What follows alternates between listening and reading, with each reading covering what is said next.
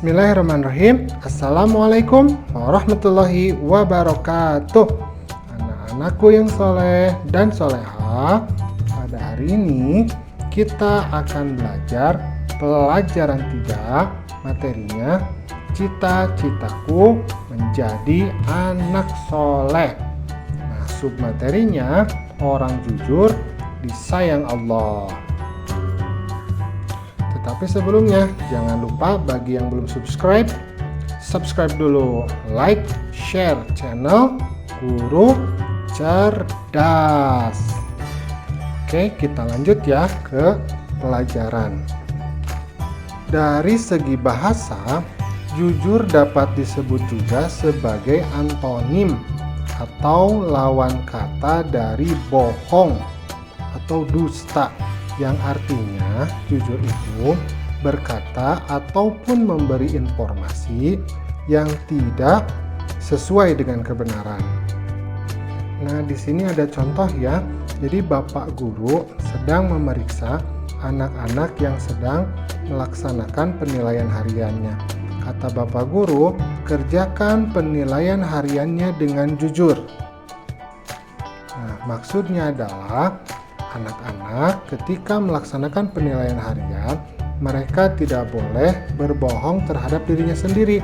Misalkan dengan cara mencontek. Nah, itu tidak boleh ya. Adapun secara istilah, jujur merupakan sikap seseorang yang ketika berhadapan dengan sesuatu ataupun fenomena tertentu dan menceritakan kejadian tersebut tanpa ada perubahan ataupun modifikasi sedikit pun, atau benar-benar sesuai dengan kenyataan atau realita yang terjadi. Nah, dalam agama Islam itu setidaknya dikenal 5 jenis sifat jujur yang harus dimiliki oleh penganutnya, yaitu yang pertama, sidik al-qalbi. Sidik itu artinya jujur ya. Sidik al-qalbi merupakan sifat jujur yang penerapannya ada pada niat seseorang manusia. Nah, contohnya, misalkan ini ada sebuah keluarga ingin memberikan sedekah kepada seorang nenek tua. Maka niat dari awalnya itu ketika memberikan sedekah itu memang niat lillahi ta'ala, tidak boleh ada di dalam hatinya itu niat untuk pamer, untuk ria. Nah, seperti itu. Yang kedua, sidik al-hadits merupakan sifat jujur yang penerapannya ada pada perkataan yang diucapkan oleh manusia. Nah, misalkan di sini ada seorang anak perempuan memberikan makanan kepada seorang nenek, maka dia mengatakan harus yang sebenarnya. Misalkan kalau isinya tempe. Contoh, nenek, ini aku bawakan tempe buat nenek. Nah, itu yang disebut dengan sidik al-hadits. Yang ketiga adalah sidik al-amal, merupakan sifat jujur yang penerapannya ada pada aktivitas dan perbuatan manusia.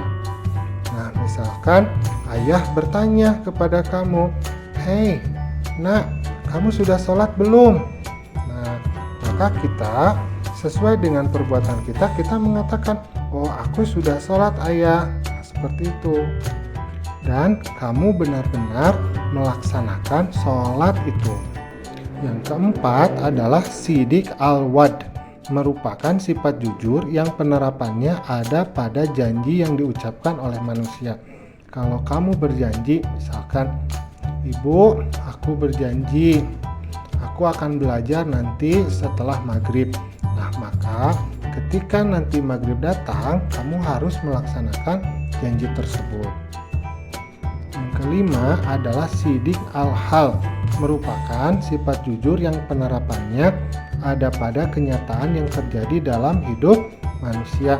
Contohnya, ketika kita hidup, kita tidak boleh berlebihan sesuai dengan kemampuan kita. Misalkan, nah, kita tidak boleh terlalu banyak gaya ya, ingin dipuji orang lain. Kita berperilaku sesuai dengan keadaan kita sendiri. Kita harus mampu melaksanakan kejujuran dalam segala tindakan kita. Pertama, jujur kepada Allah Subhanahu wa Ta'ala. Ciri-cirinya selalu mentaati perintah Allah dimanapun dan kapanpun. Seperti kisah gadis penjual susu di masa Khalifah Umar bin Khattab. Kedua, kita harus jujur kepada diri kita sendiri. Kalau kita tidak bisa, maka kita harus mau belajar. Kalau kita tidak mampu, maka kita harus mau berlatih. Nah, yang ketiga adalah kita juga harus mampu jujur kepada orang lain. Nah, di gambarnya diperlihatkan ada seorang anak yang mengembalikan kembalian, di mana